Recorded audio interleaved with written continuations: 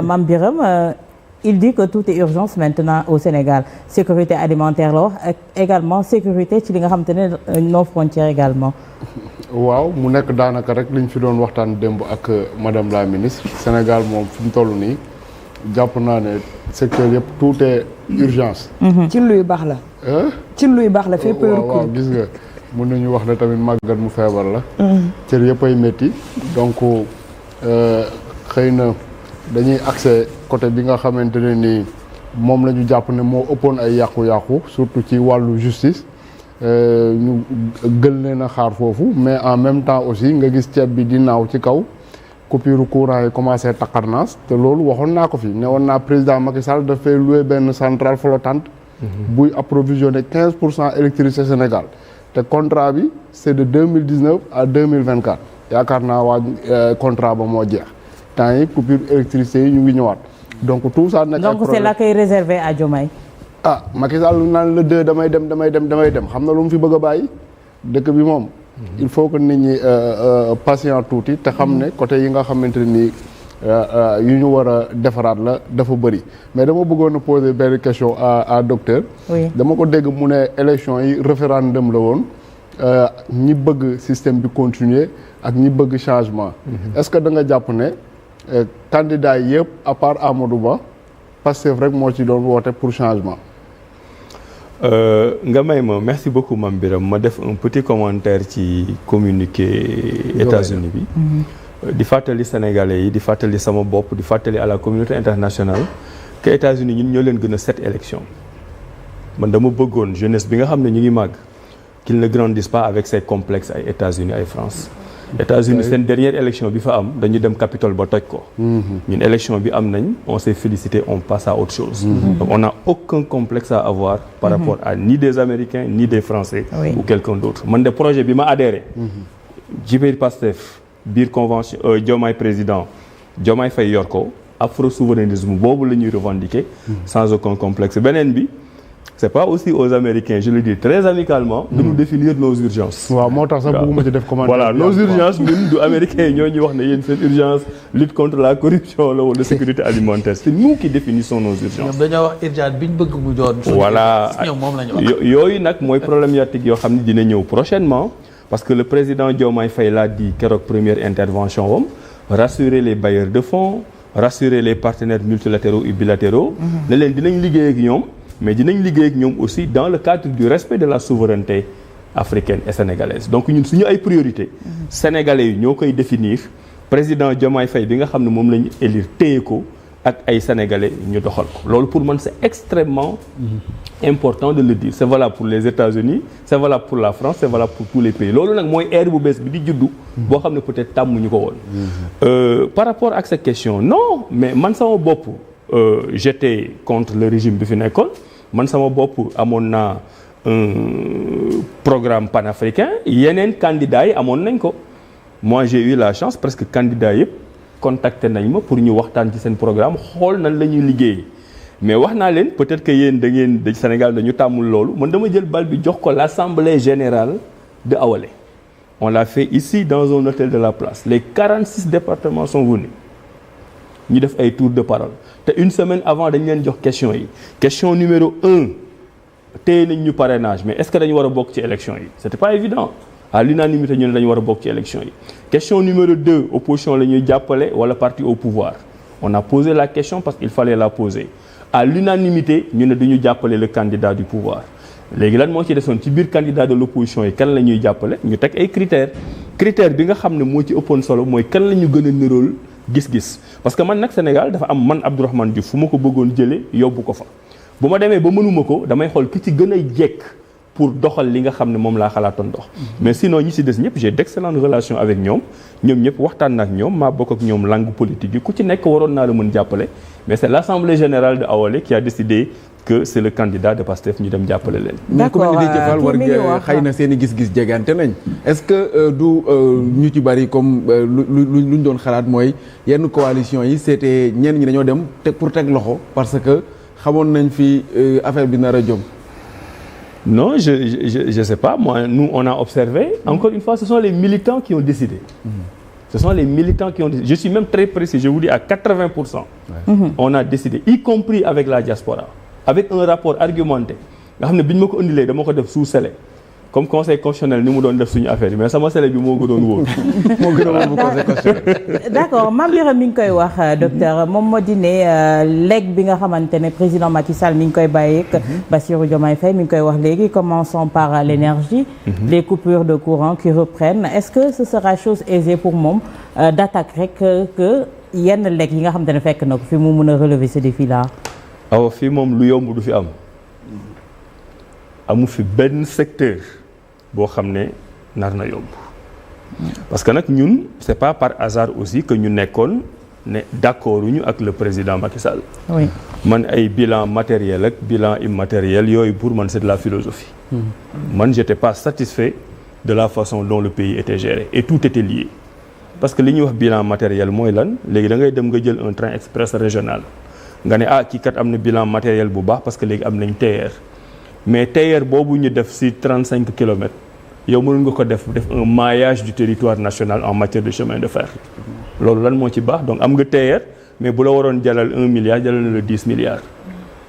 nga def ko noonu un peu partout est-ce que tu penses que c'est une solution structurelle nga dem jël un bateau loué ko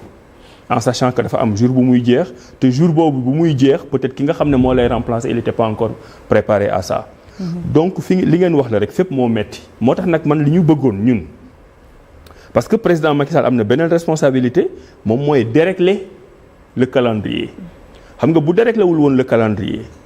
le 25 février ñu dem élection à un tour Bassirou Faye gagné di nga am le 25 février ba le 2 avril pour te préparer dugg ci dossiers yi maîtriser leen comprendre leen wuti compétence yi préparer mais même loolu président Macky Sall daf ñu ko xañ. On a à peine une semaine tey le résultat provisoire génne est-ce que vous vous rendez compte qu'on est mardi dugg nañ sax mercredi non on est dugg nañ jeudi oui. est-ce que vous vous rendez compte que mardi prochain la passation de pouvoir bi c'est exceptionnel mais il y a un minimum de temps boo xam ne le président élu war na ko jël pour comprendre les dossiers le président élu il est juriste mais il va gérer l'agriculture l'industrie le partenariat public-privé les investissements les kooku moom en 3-4 jours rek dafa war a ñëw naan lépp comprendre ko moo tax délai constitutionnel yi ñu defoon dafa am sens bu ñu demoon deuxième tour sax doon na am peut-être un délai bu tane bi mais c'est tout pour dire que man j'ai discuté avec le président Diomaye Faye je l'ai vu grave je l'ai vu sérieux je l'ai vu préparé il sait ce qu'il attend tey ku fi wax Sénégal à partir du 2 avril Bassirou Faye day nekk président le 3 avril ñu régler problème yi wax na lu ko neex parce que ñun problème yi nga xam ne moom la ñu confronté wul du problème yoo xam ne en 2 jours 3 jours da nga koy régler D'accord. moo tax il faudrait que les Sénégalais nous fassent confiance ñaata temps il faudrait que les Sénégalais soient patients ñaata temps la war a jël. le temps minimum bi nga xam ne 3 ans 5 ans 10 ans. déedéet balaa mandat di jeex gëm naa ne problème yooyu yëpp mën nga ko régler lu bari mais je veux dire je donne juste 1 ou 2 exemples c'est que tey bu ñu ne par exemple dund bi dafa cher dund bi li tax mu cher mooy la ngay dunde yow bayoo ko da nga koy importer ji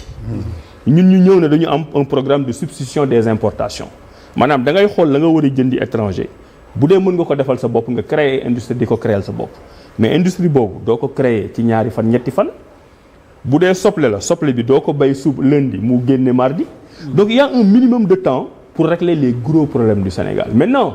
les mesures urgentes mooy nekk sur la question de sénégalais nan lañ bëggee ñu yore leen parce que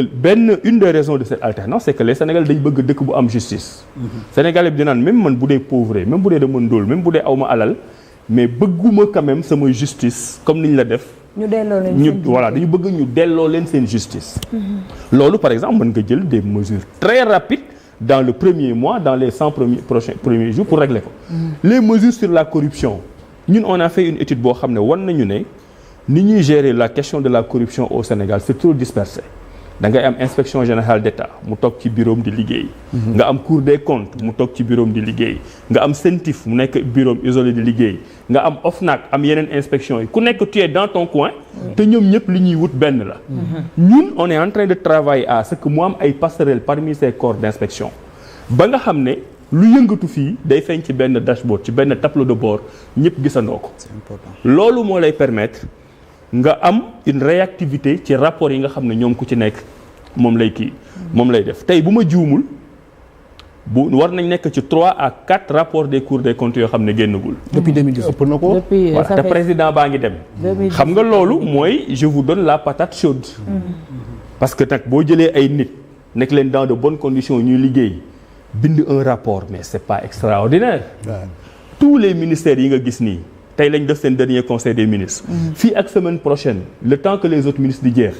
man def naa passation de service quand j'étais directeur général mais le document de la passation de service day def ay 150 ay 200 pages et pourtant les secrétaires généraux des gouvernements ils le font en 2 ou 3 jours waaye léegi pourquoi waa Cour des comptes ñëw mënuñu def ay rapport génne ko chaque année léegi tey Macky Sall ba muy ñëw mu ne waaw xaw ma OFNAC pour ñun la beneen bi pour yéen et cetera léegi dajale na yooyu yëpp bëgguñu ko jébbal boole ñoog Sénégal léegi koo fi laal dans un mois ñu ne voilà chasse aux sorcières oui. Alors que Diomaye Faye wax na ko Ousmane Sonko wax na ko ñëwuñu pour chasse aux sorcières mais ñëwuñu aussi pour impunité. alalu Sénégal ku ko jël da nga ko war a goxe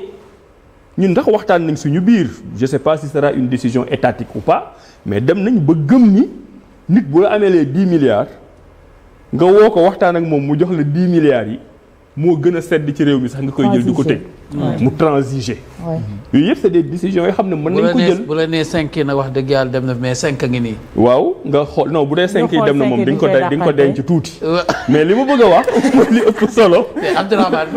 non mënoo ñëw luubal 5 yi ba pare daal non loolu moom mënul nekk mais ci mesure alternative yi man je ne trouve qu'il amul aucun sens nit jëlal la 10 milliards nga jël ko kaso tëj ko 3 ans mu génn lekk 10 milliards yi ça n'a aucun sens kaso bi yow ban intérêt lay amal déjà bu fa nekkee sax yow état tu dépenses encore de l'argent pour les avocats donc da ngay waxtaan nga jële ci moom alal jooju pour dugalaat ko soo gisul comme li leen daloon a Karim Wade boo gisul dara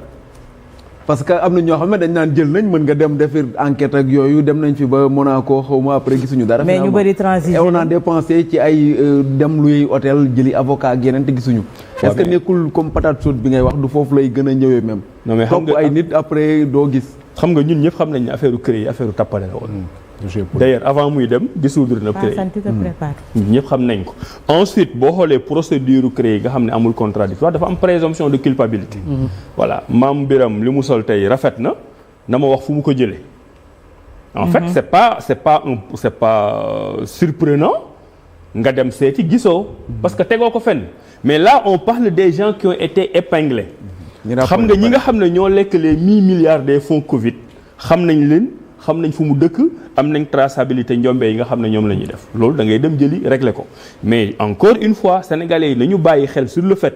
qu'il y a beaucoup de gens qui ont été épinglés ci gouvernance su Macky Sall moom réglé wul problème boobu bàyyi na ko fi ñun bu ñu ñëwee di lijjanti loolu bu kenn wax ne dañu nekk di régler ay di fayuntoo mais ci gouvernance su Macky Sall lañ ko defee loolu c'est très important.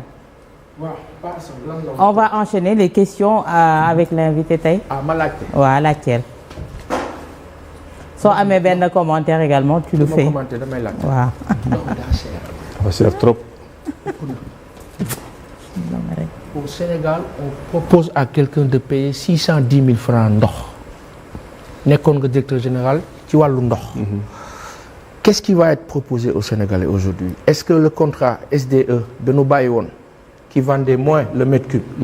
comparé à Sen'Eau bii. nga xam ni